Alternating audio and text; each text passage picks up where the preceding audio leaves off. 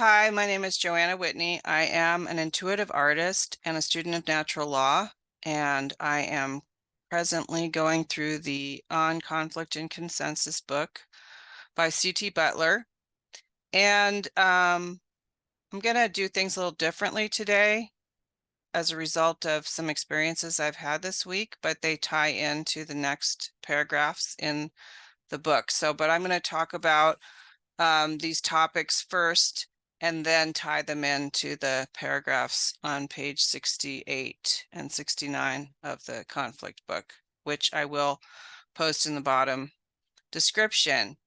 So what I'm going to talk about this week is what happens when a group is formed by someone with good intentions, but who may be an alcoholic or a covert narcissist, and what that actually means for the group members.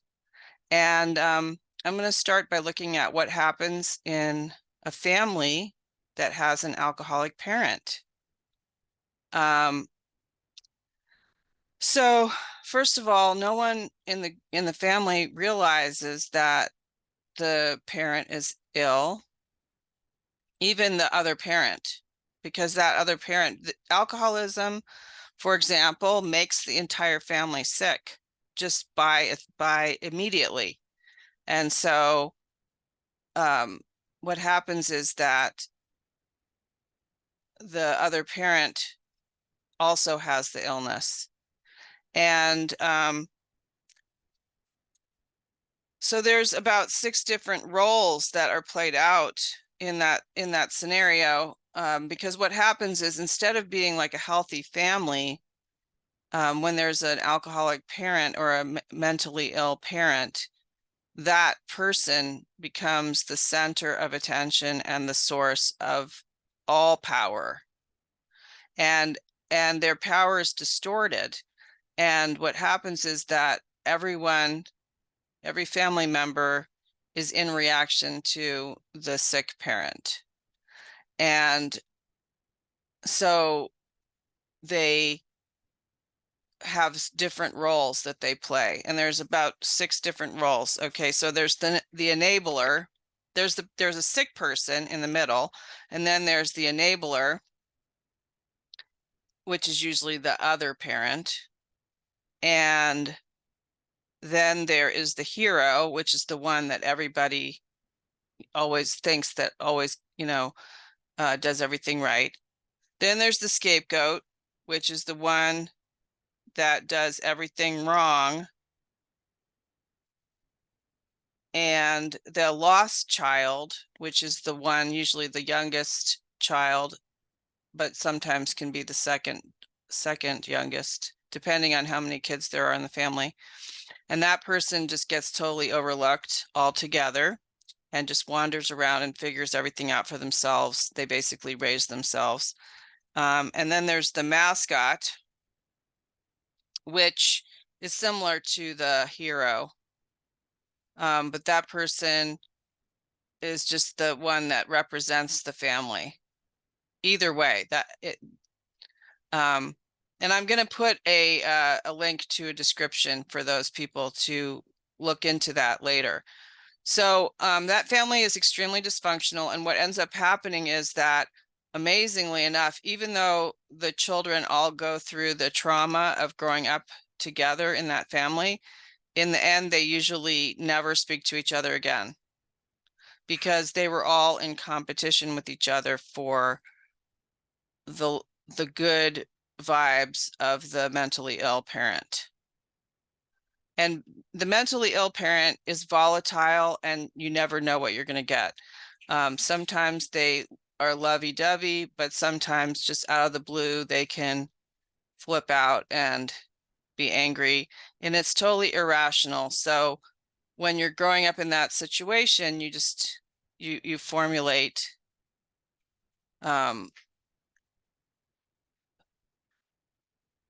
irrational reactions to situations, and you don't have a sane foundation of what normalcy is actually like.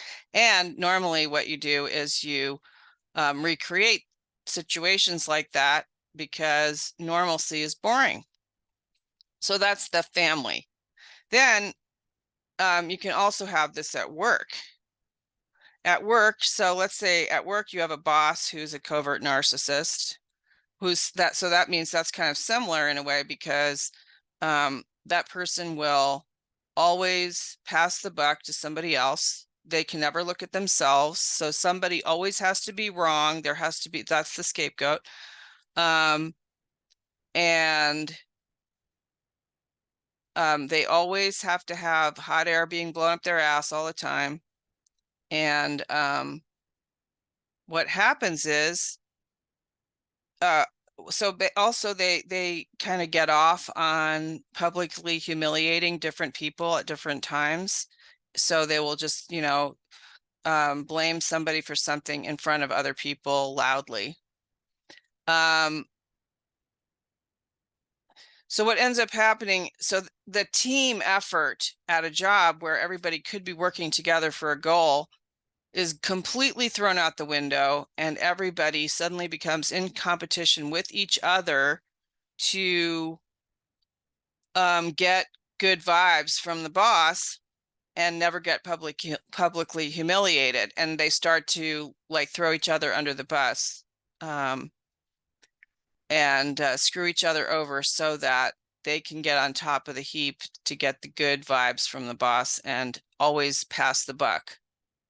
And those same roles exist pretty much that I just read. So I'm not going to go through that again. And the main thing is nobody wants to lose their job because they want to keep getting their paychecks. So even though it's dysfunctional and extremely unpleasant to work there, they just do whatever they can to get the good vibes from the boss, and so they can keep getting paid. So how to combat this situation in a freedom group?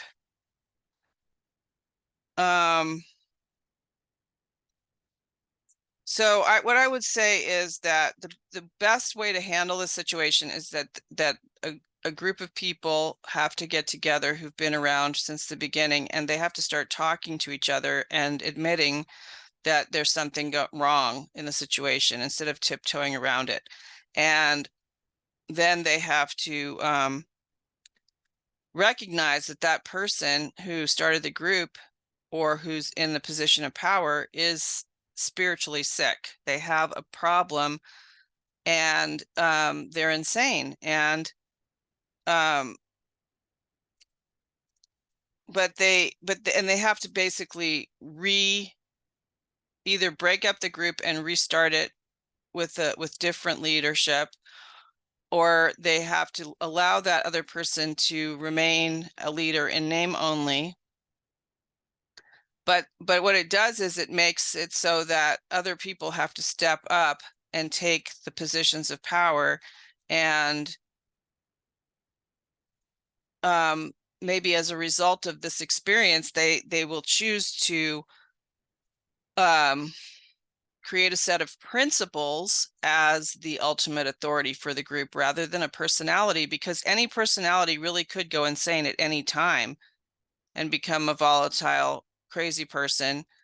And if you have spiritual principles instead in place of a personality, then people will have to think for themselves. They'll have to use those principles themselves to be self-governing and govern the group through those principles and their own actions in alignment with those principles.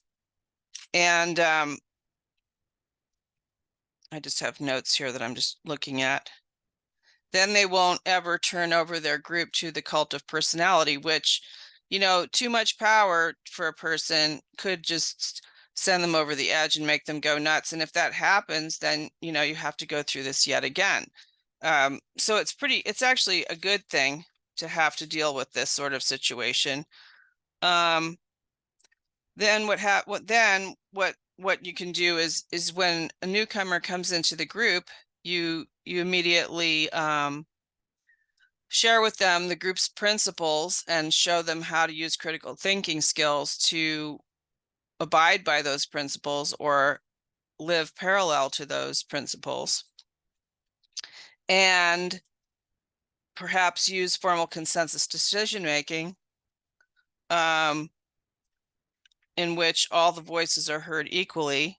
And then the covert narcissist is viewed as a sick person and therefore treated with compassion, but they have no power because everyone openly knows that they are ill.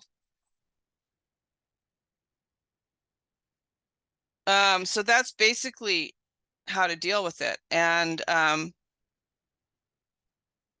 think it's important because I think it happens more often than we realize in society, that maybe a charismatic personality will gather a group together, but as it turns out, that person has emotional agendas rather than a core belief and a core understanding of how to create a sovereign group. And then they kind of go off the deep end themselves because they had another agenda, really, which was to get attention or whatever.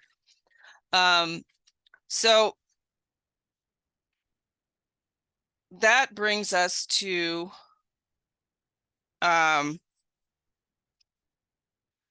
the topic at hand, which is on page 68. And the reason I bring this up is just because I've had some experience with this recently, honestly, in these groups. I also have had experience recently with someone who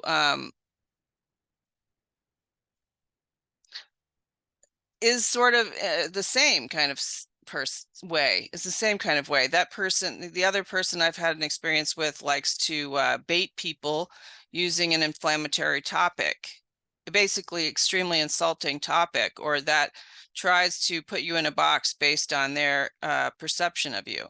And with people like this, you know, I'm just going to encounter people like this in these groups. And, you know, as much as I would love to be able to kick all the drunks to another planet, that's just not possible. I do have to learn how to live with them. So I can look upon them as sick people. I can pray for them. But they're not going to be in the inner circle. I can promise you that. You know, I will forgive them because I know they're sick, but I'm not going to forget, because if I forget, you know, the thing about these kinds of diseases is that no human power can solve this kind of problem. Only a God, a spiritual experience, usually can solve a problem like covert narcissism or alcoholism. The person has to hit a wall and they have to come to their senses and realize what they've been up to and have an awakening. So that's just none of my business. And in a like, say, an Al-Anon, an alcoholic family system, if the other person, the enabler, starts to look at themselves and mind their own business and take care of themselves and take care of the children and treat the mentally ill person as a sick person and not make up excuses for them and quit, you know, lying for them and trying to cover their butt, it's more likely that that person will eventually see themselves as truly ill. So the group itself will get stronger if the enabler starts to take care of their own spiritual needs through developing a relationship with God themselves and taking on the leadership role that they take themselves, and looking at the mentally ill person as someone who is ill.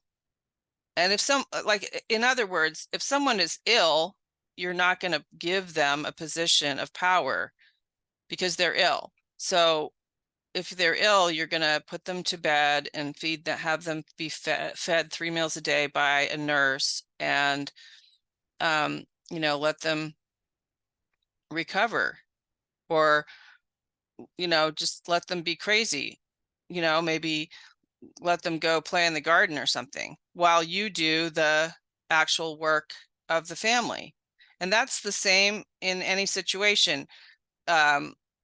Like in the freedom movement, in a group where you notice that someone is mentally ill, you just have to back away from them slowly, never give them a position of authority or give them much responsibility. You just nod and smile and then go about the business of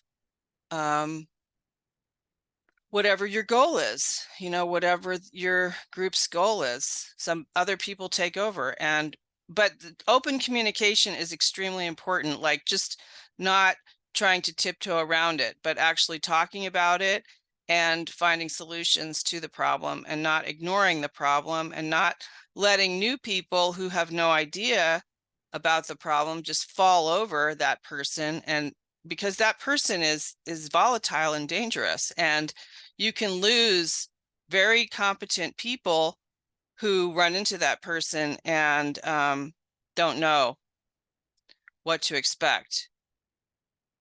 So that could be a casualty of trying to protect them instead of just being honest about the situation. So but that does bring me to these two really cool topics here on page 68 and 69. One is the Elders Council.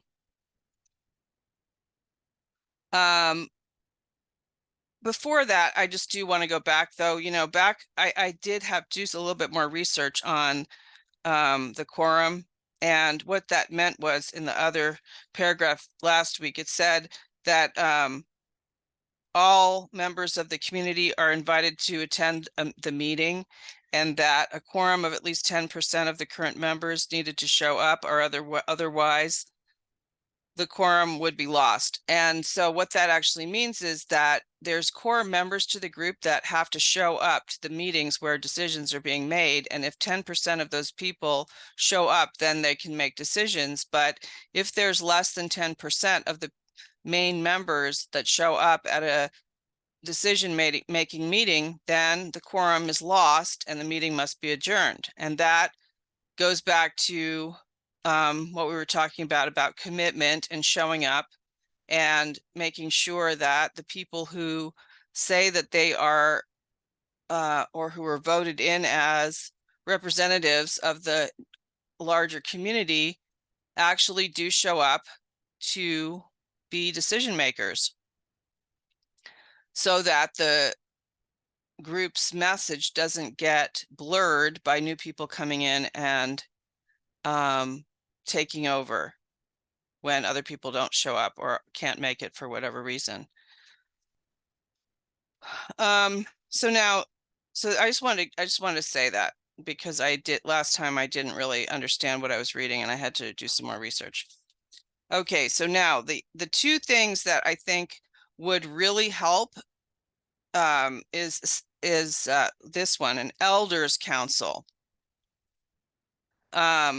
And I'll just read this. Each affinity group will appoint one member to the Elders Council. The suggested qualities are long-term involvement with the larger community and a wise, calm, fair-minded personality. Elders Council will meet as necessary, but at least once a year, to elect a convener and review the state of the community. All decisions are made by consensus using formal consensus. Any elder can request the Elders Council convene. The convener will organize an Elders Council within 1 month of such a request.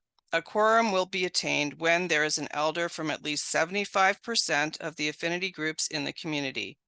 The Elders Council is responsible for resolving conflicts between affinity groups, between an affinity group and another organization when possible, and interpret larger community policy decisions. Decisions by the Elders Council are final, except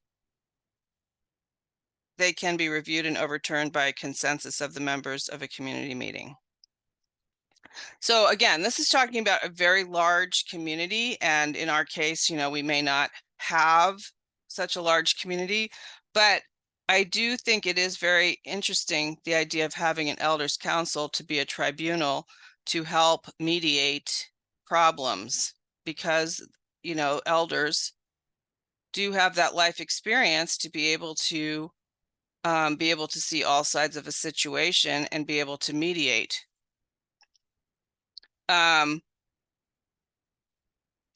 So that could be interpreted how to use that information on a smaller scale.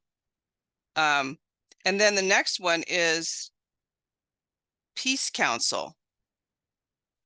And I'll just read this. It says, any member of the community, of the larger community, may volunteer for the Peace Council. The Peace Council will meet as necessary, but at least once a year, to elect the convener and develop plans for nonviolence and mediation trainings for the community. At any time, any member may request a mediation or peace council to resolve a conflict she or he has been unable to resolve directly with another member. The member may contact someone who has identified him or herself as a mediator or a member of the Peace Council and ask if the mediator to arrange a mediation with the person in conflict. If the member cannot find or does not know a mediator, she or he may contact the convener of the Peace Council, who will assist them in finding a suitable mediator. In all situations, participation in a mediation by all parties is voluntary, including the mediator. Generally, out of the respect for participants involved, a mediation is a private matter and should remain that way. If the conflict is unable to be resolved through mediation, the people involved may appeal to the Elders Council or the community meeting. So, you know, this is a very interesting idea. I think it's really important. And I know there is at least one person in our midst who does know how to do mediation.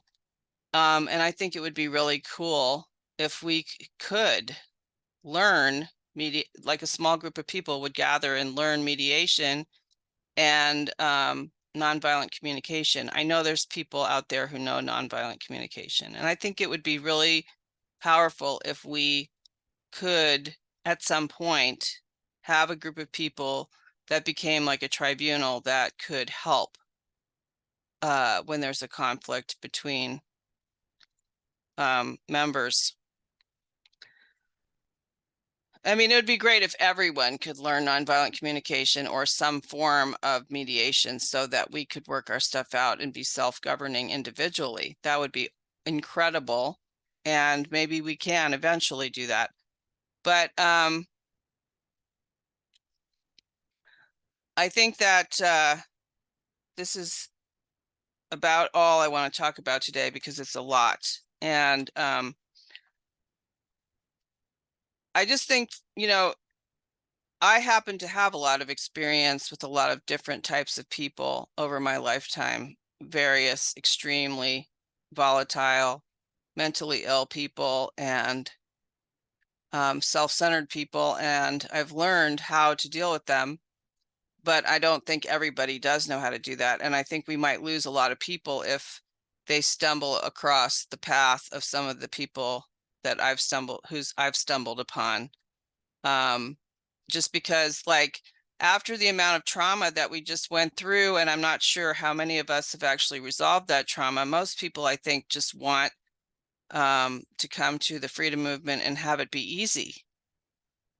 But it's just not easy. We have to work out all of our spiritual stuff that we haven't figured out how to work out yet. The reason we're in the situation that we're in is because we don't know, on the whole, how to deal with conflict creatively. And I think that's a very important job of the freedom movement, to provide that for, or at least informationally, for each other, so that we can learn it in a group setting.